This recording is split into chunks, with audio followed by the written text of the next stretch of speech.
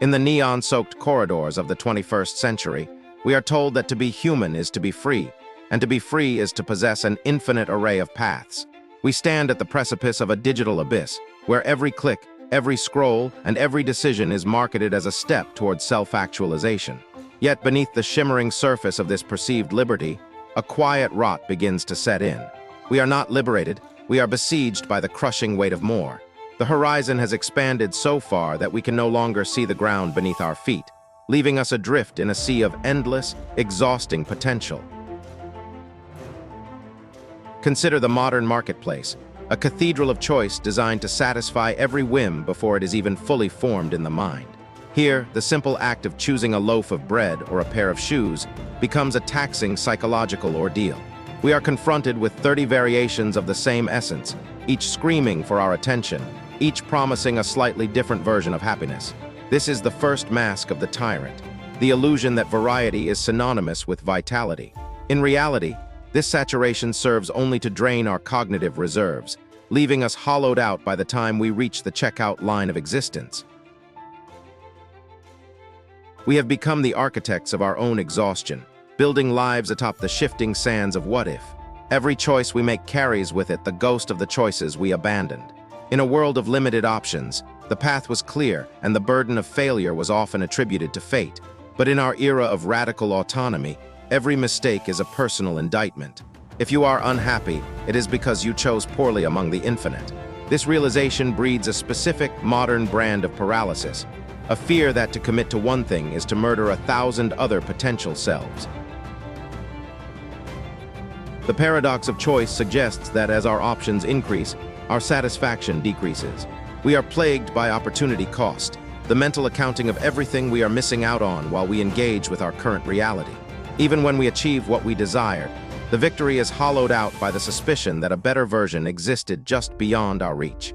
We are like Tantalus, reaching for fruit that recedes the moment we touch it, punished not by scarcity, but by the overwhelming abundance that mocks our inability to be everywhere at once. This psychological fragmentation is the hallmark of Act 1, the Great Dispersion. Our attention is no longer a unified beam. It is a shattered mirror, reflecting 1,000 different desires. We have traded the depth of a single, committed life for the shallow breadth of 1,000 superficial interests. The modern soul is a browser with too many tabs open, each one consuming a bit of our vital energy until the system begins to lag, stutter, and eventually freeze in a state of perpetual anxious indecision. Historically, humans lived within the circle of necessity. Choice was a luxury, and survival was the primary metric of success. While we view this as a period of darkness, it possessed a psychological stability we have since discarded. There was a profound comfort in knowing your place in the cosmos, in the village, and in the family. By shattering these boundaries in the name of progress, we have removed the guardrails of the human psyche. We have gained the world, but in the process, we have lost the map that tells us how to navigate it. Freedom, in its modern definition, is purely negative. It is freedom from rather than freedom for. We seek to be free from constraints, free from obligations, and free from the expectations of others. But this vacuum of influence leaves us standing in a void. Without a why to anchor us, the how becomes an unbearable weight. We are free to go anywhere, which often results in us going nowhere at all, circling the same drain of digital distractions and momentary pleasures that fail to touch the deeper architecture of the spirit. The digital landscape has accelerated this tyranny. We are now subjected to the comparison engine, where we view the curated highlights of millions of other lives. Every scroll presents a new choice we didn't make. The career we didn't pursue, the city we didn't move to, the body we didn't build. This constant exposure to the optimal creates a permanent state of perceived deficit. We are no longer competing with our neighbors. We are competing with a synthesized, algorithmic ideal that no human being can ever truly inhabit. We must ask ourselves, is this freedom or is it a sophisticated form of entrapment? A bird released into a vacuum is free from the resistance of air, but it can no longer fly. We require resistance, boundaries, and gravity to exert our will effectively. The modern cult of choice has stripped away the very structures that allow human agency to find its meaning. We are floating in a frictionless space, screaming for a wall to push against, yet terrified of the limitations that a wall would represent. As we transition into the heart of our malaise, we see the physical toll of this tyranny. Stress-related illnesses, chronic anxiety, and a sense of existential burnout have become the baseline of modern existence. We are the most free generation in history, yet we are also the most medicated and the most lonely. The promise of Act 1 has failed. The infinite buffet has left us malnourished. Now, we must descend into the darkness of the psyche to understand how this abundance turned into our greatest affliction. Act 2, the descent into anxiety. This is the stage where the weight of choice becomes a physical pressure. It begins with decision fatigue, the neurological reality that every choice, no matter how small, consumes a finite amount of mental energy. By mid-afternoon, the modern individual is often a husk, incapable of making even basic judgments. We find ourselves staring at a screen, unable to choose a movie to watch, until the time we allotted for the movie has passed. This is the micro-death of the will, repeated daily until it becomes a lifestyle. The anxiety of choice is rooted in the death of the absolute. When everything is a matter of preference, nothing is a matter of truth. We are forced to be the sole creators of our own values, a task for which we are woefully unprepared. This existential dread is the price of our autonomy. We look into the mirror and see a stranger who is responsible for everything, yet knows nothing. The burden of self-creation is so immense that we often retreat into mindless consumption, just to escape the terrifying silence of our own agency. Consider the erosion of commitment.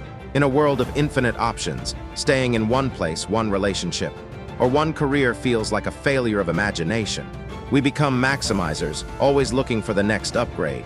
This prevents the deep, slow growth that only comes from long-term dedication.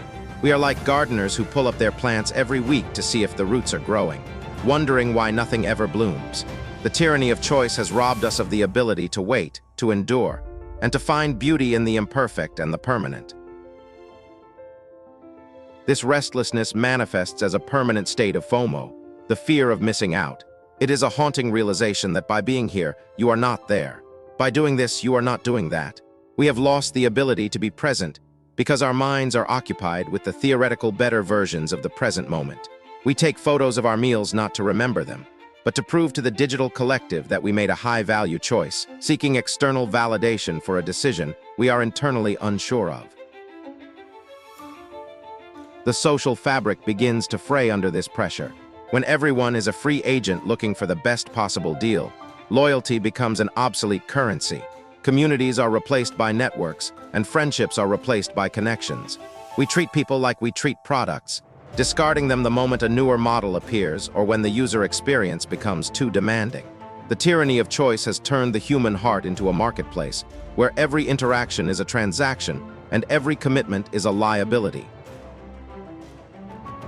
Even our leisure has become a source of stress. We optimize our vacations, our hobbies, and our rest. We feel a crushing guilt when we are not using our freedom to its fullest potential. This is the irony of the modern condition.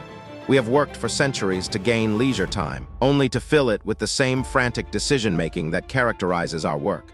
We are never truly off the clock, because the clock is the internal pressure to choose correctly in every waking second of our lives.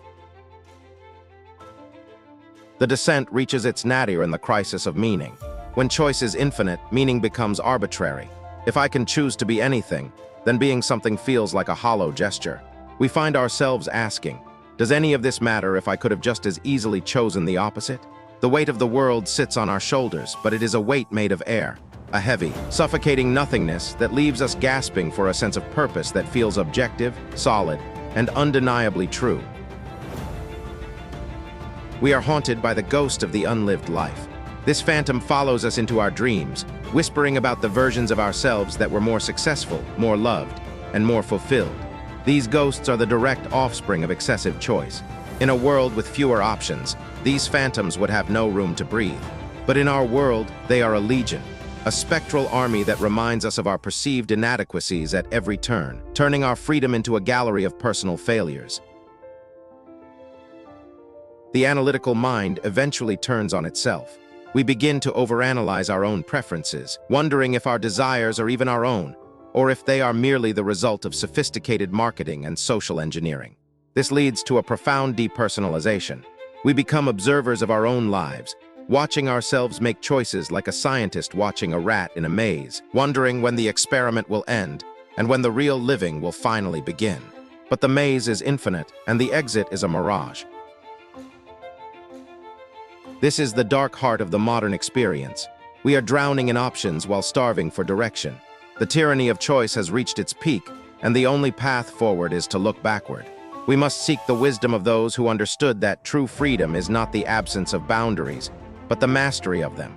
As the lights of the modern world begin to flicker and fade, we turn our gaze toward the ancient fires that have burned for millennia, waiting to guide us home.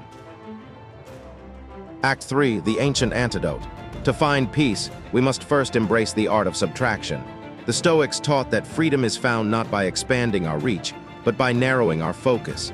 Epictetus famously argued that we should only concern ourselves with what is within our internal citadel, our thoughts, our intentions, and our reactions. Everything else, reputation, wealth, and the infinite choices of the external world, is indifferent. By voluntarily limiting our field of concern, we reclaim the power that choice had previously scattered to the winds. In the East, the Buddha pointed to desire as the root of all suffering. Modern choice is simply a machine for generating new desires. The ancient wisdom of non-attachment suggests that the way to escape the tyranny is to stop playing the game of more. When we realize that no choice can ever provide lasting satisfaction, the pressure to choose correctly evaporates. We become free to act from a place of stillness rather than a place of lack, finding that the simplest path is often the one that leads most directly to the soul. The concept of amor fati, the love of one's fate, offers a radical alternative to the anxiety of choice.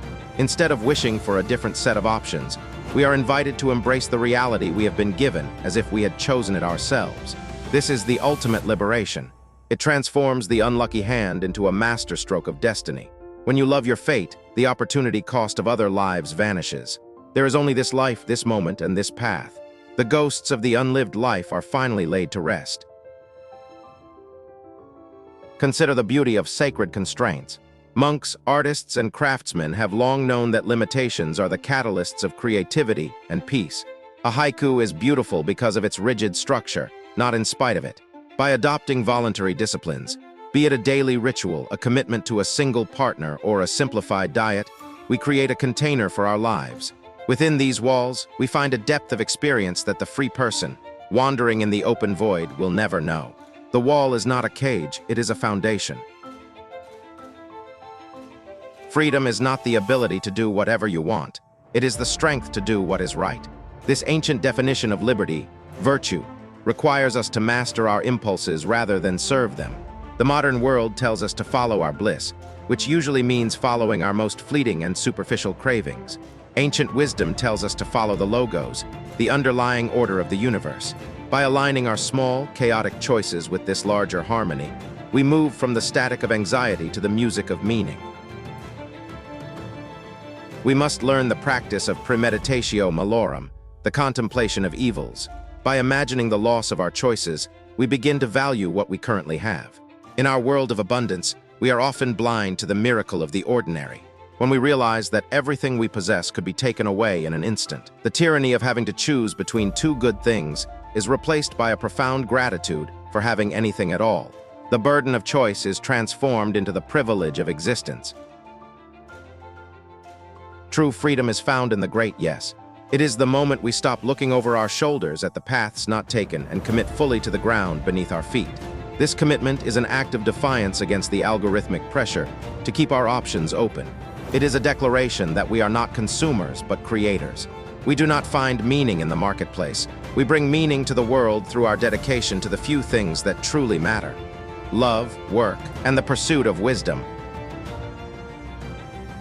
As we integrate these ancient lessons, the noise of the modern world begins to recede. The neon lights still flicker and the digital sirens still call, but they no longer have power over us. We have built an inner citadel that choice cannot breach. We move through the supermarket of life with a list written by our own values, rather than the whims of the crowd. We have discovered the secret that the ancients always knew, that to be truly free, one must first learn how to be bound. The journey from the tyranny of choice to the freedom of wisdom is not a move toward isolation, but toward a more profound connection. When we stop obsessing over our own preferences, we finally have the space to see others. We find that the most liberating choice of all is the choice to serve something greater than ourselves. In the end, the infinite paths were a distraction from the only journey that mattered. The return to the center, the return to the self, and the return to the present moment. We conclude our meditation on the tyranny of choice with a simple truth. You do not need more options, you need more clarity. You do not need more time, you need more presence. The ancient wisdom that sets you free is not a map to a different world, but a lens through which to see this one. Step out of the hall of mirrors. Put down the burden of the optimal. Choose one thing, love it with all your heart, and find that in that single, limited choice, you have discovered the entire universe.